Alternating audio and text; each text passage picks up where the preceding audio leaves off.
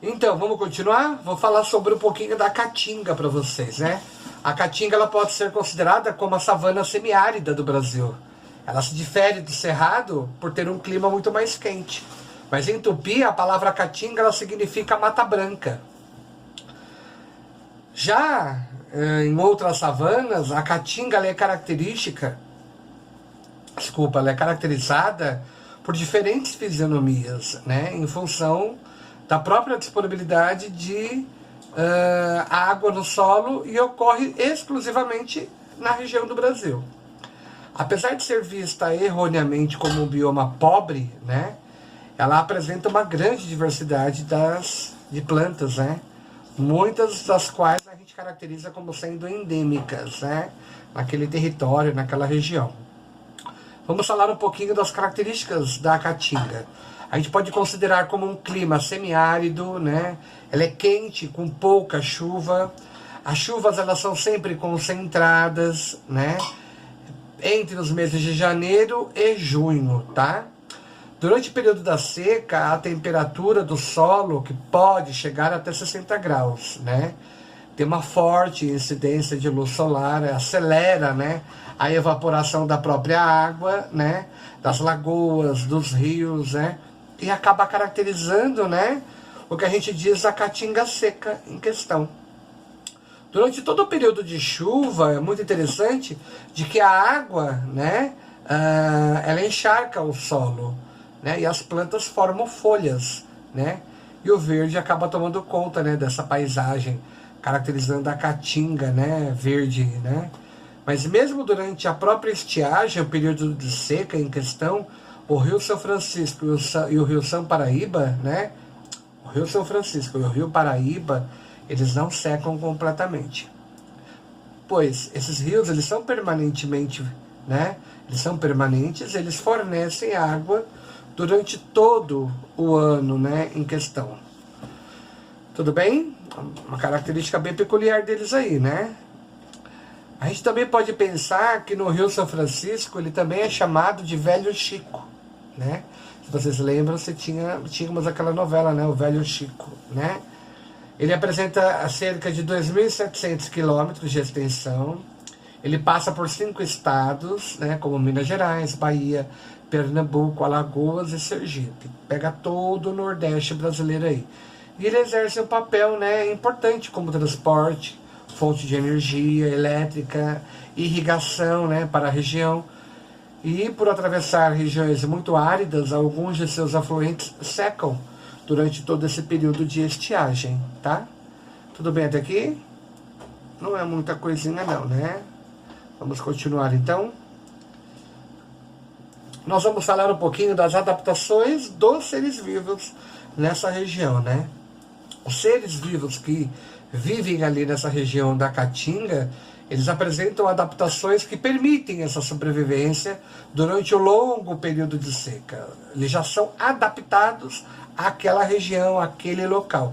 Algumas plantas, elas apresentam folhas reduzidas, né, e cascas grossas, né, em questão.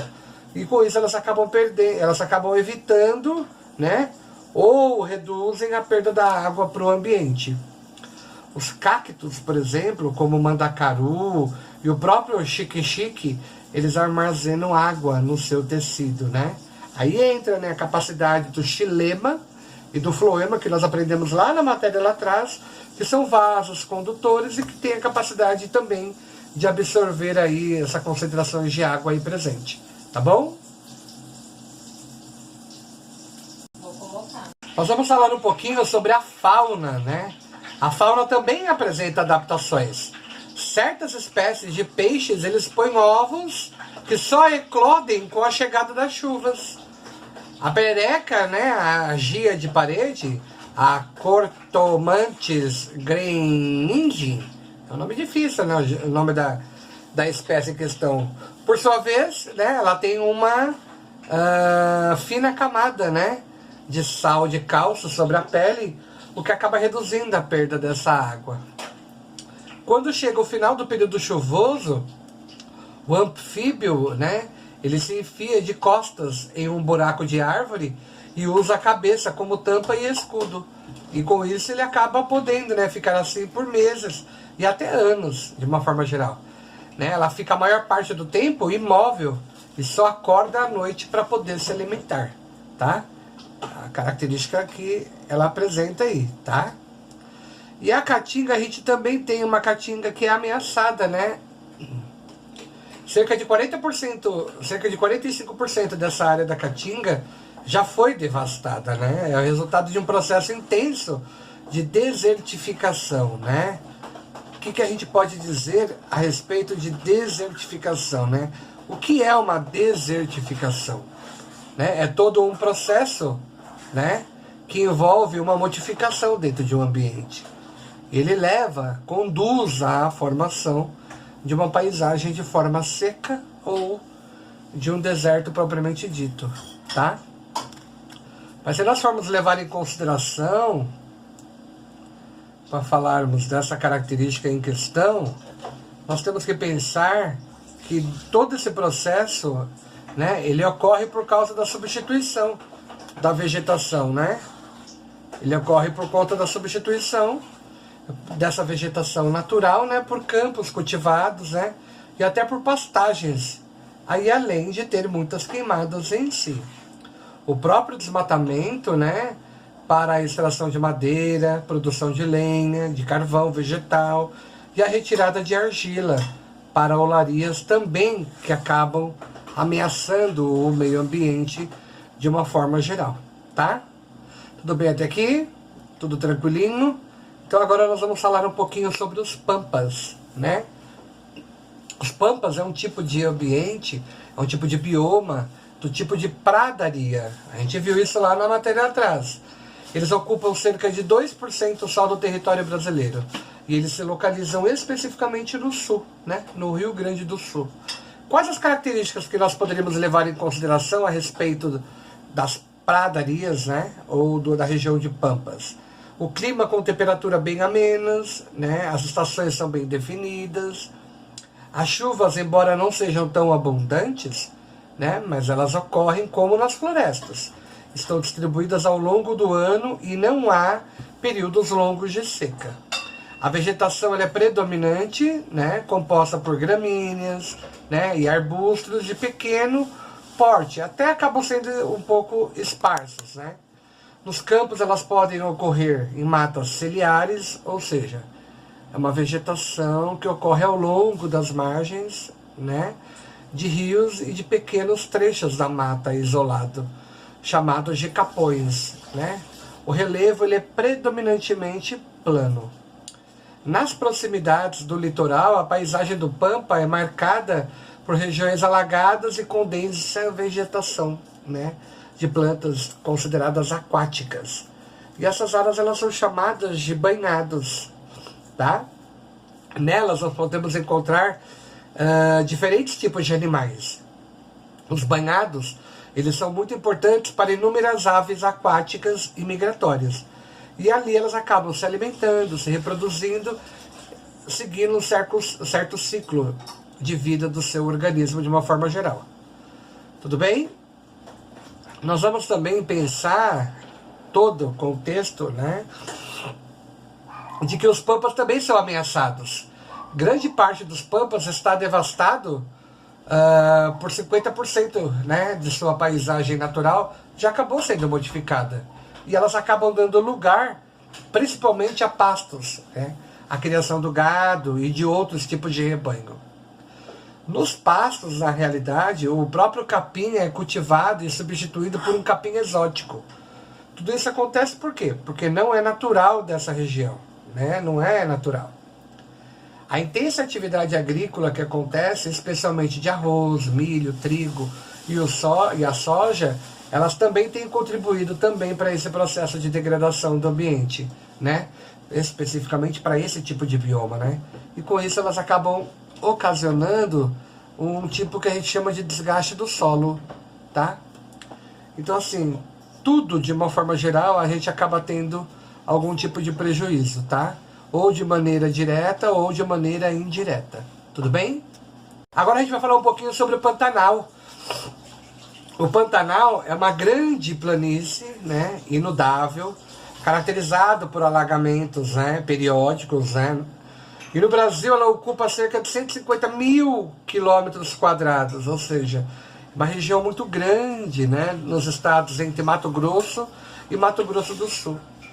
Além do Brasil, o Pantanal ele se estende também pelo Paraguai e também pela Bolívia. Essa região ela é sempre caracterizada, né, algumas características aí que a gente pode falar. E aí a gente pode ver o clima, que é marcado por verões úmidos e quentes e por invernos secos e frios.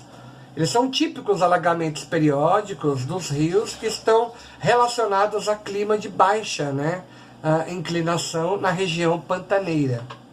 Então o Pantanal ele exerce uma característica porque o Pantanal ele abriga, né, um grande número de espécies, muitas das quais podem ser encontradas em outros biomas brasileiros. E há dois períodos delimitados que caracterizam o alagamento periódico aí. São os das cheias e nas épocas em que 2/3 da área eles acabam sendo cobertos pelas águas, né? E as do vazantes, épocas em que as áreas de alagadas elas secam gradativamente, ou seja, é um processo que vai ocorrendo muito pequeno. E aí nós temos uma imagem muito bacana que mostra lá na página número 34. Se vocês puderem observar, lá na página 34 nós temos aí uma característica mostrando direitinho para nós aí. Muitos, falando em adaptação dos seres vivos à região do Pantanal, muitos desses seres, né, que habitam a região do Pantanal, eles apresentam adaptações em regimes de seca e de cheia, né? As plantas aquáticas, por exemplo, né, elas têm um tecido esponjoso, né, como se fosse uma esponja, é preenchido com ar, e que as tornam de maneira mais leves e também flutuantes. Na cheia, essas folhas elas ficam acima da linha da água e acaba com isso favorecendo o processo de fotossíntese, tá? Muitas espécies de peixes, né, elas são adaptadas a esse regime de seca e de cheia. Como a gente pode ver, né, como ocorre na própria caatinga, né, essas espécies elas depositam seus ovos na lama, né, e elas acabam eclodindo no início da cheia. No período de cheia elas acabam eclodindo, tá bom? E aí a gente vai falar um pouquinho do Pantanal ameaçado, né? As principais atividades humanas no Pantanal é relacionada à pecuária, à pesca, ao turismo e à própria mineração e agricultura, tá? A gente pode ver que as atividades elas são realizadas de maneira ilegal, né? E sem fiscalização, o que é pior de tudo. E com isso elas acabam provocando uma grande degradação a nível ambiental, tá bom? Tudo bem até aí? Então agora nós vamos falar um pouquinho sobre os ecossistemas aquáticos. Dentro dos ecossistemas aquáticos, a gente pode ver de uma maneira geral e simplificada que os ecossistemas eles podem ser de duas formas, ou de água doce ou de água salgada. Os mares e oceanos são ecossistemas de água salgada e eles acabam ocupando mais de 70% dessa biosfera. A gente pode imaginar que fatores, né, de proximidade com a costa e a profundidade e a ação que vem decorrente, né, das correntes marítimas aí, elas podem determinar aí diferentes condições, né, nessa água. E aí a gente pode citar quem? Temperatura, turbidez, né, se ela é opaca, não é opaca, se ela está transparente, não está, a disponibilidade de alimento, né, tudo isso acaba influenciando na vida, né, da fauna e da flora local daquele determinado ambiente em questão. Os ambientes de água doce, eles costumam ser classificados em dois grandes grupos, né, de acordo com a existência de movimento das águas em questão. O ecossistema de água corrente, como os rios e córregos, e os ecossistemas de água parada, como lagos, lagoas, açudes, e os reservatórios, que a gente chama de reservatórios artificiais, como represas, tá? O Brasil, ele apresenta uma abundância a nível de reservatórios de água. E ele, consequentemente, né, muitos tipos de ecossistemas aquáticos em questão, tá? Por uma característica do próprio ambiente em questão. E aí nós temos algumas fotos aí, né, bacana, muito lindo as fotos que a gente tem na página número 36, tá? E aí é legal que vocês deem uma olhadinha nessa página para poder verificar o que a gente tem aí presente, tá bom? E agora nós vamos falar um pouquinho sobre os manguezais, né? Os manguezais, eles são regiões tropicais do planeta, em algumas áreas de transição entre um ecossistema terrestre e marino, e nele nós podemos encontrar aí, né, dentro dessa característica, o próprio manguezal. Esses ambientes, eles se destacam por grande abundância de seres vivos, né? No Brasil nós podemos encontrar aí o bioma na Mata Atlântica, né, desde Amapá até Santa Catarina, podendo ser incluídos também entre os ambientes naturais, que são regiões mais produtivas aí do país. O manguezal, a gente pode considerar ele como um ecossistema alagadiço, né? Por quê? Porque o solo de lama em que a água doce dos rios exerce grande influência. Ele é inundado por 2 vezes durante o período das marés cheias, né? A água dos manguezais ela é salobra, ou seja, menos salgada que as algas, do que as próprias águas oceânicas, e ela é mais salgada que as águas dos rios. E com isso elas acabam tendo baixo teor da molécula de oxigênio. As árvores que estão presentes nos manguezais, geralmente elas são dotadas de grandes adaptações, né? Que lhes permitem se fixar e sobreviver naquele solo lodoso. Tem muita lama ali, né? E pobre em oxigênio em questão. Muitas famílias, né, habitam essa região litorânea, próximas aos manguezais, e elas acabam sobrevivendo pelo próprio sustento, né, do extravio desses animais que ali nós podemos encontrar dentro daquele ecossistema. 2 principais, né, o marisco e os caranguejos, tá? Os troncos das árvores do manguezal, eles muitas vezes são utilizados para a construção de casas, de extração de lenha, de carvão, né, e tanino, tá? Tudo bem? Nós estamos quase chegando no finalzinho do nosso capítulo, tá? Só mais um pouquinho a gente já consegue observar. E agora nós vamos falar sobre o ecossistema, né, do manguezal, mas é o ecossistema aquático de forma ameaçada. A gente pode ver que Bonito é um município do estado do Mato Grosso do Sul, né? Os rios cristalinos, ótimos para a flutuação, além de uma grande diversidade de aves, fazem do lugar um dos pontos turísticos mais importantes e caros, hein, gente, no Brasil. Mas, no entanto, a região está ameaçada em razão de mudanças nas águas dos rios causadas pelo próprio avanço das lavouras de soja em questão, tá? E aí, se vocês observarem, o Pro vai deixar uma dica, que na página número 38 tem um trechinho de um texto em que ele fala de uma síntese, né? Ameaça aos rios da região de Bonito gera prejuízos a todo o Brasil. Então, assim, imagine, dentro de todo o contexto, né, político, social, o que nós não podemos ter como consequência em virtude de tudo isso, tá? Tudo bem, pessoal? Então, eu acho que por hoje é só. Nós falamos bastante a respeito sobre toda a diversidade dos biomas que nós podemos encontrar. Falamos do Pampas, a floresta amazônica, a Mata Atlântica, dos manguezais. Nós falamos de uma diversidade de ecossistemas e biomas. Então, é sempre bom darmos uma relembradinha no que está acontecendo aí por volta de todo o mundo. Combinado? O que é combinado não sai caro para ninguém, tá? Então, hashtag fica a dica, espero que vocês tenham gostado. Se tiver alguma dúvida, agora nós vamos matar essas dúvidas lá no Zoom, tá bom? Abraços para todos vocês.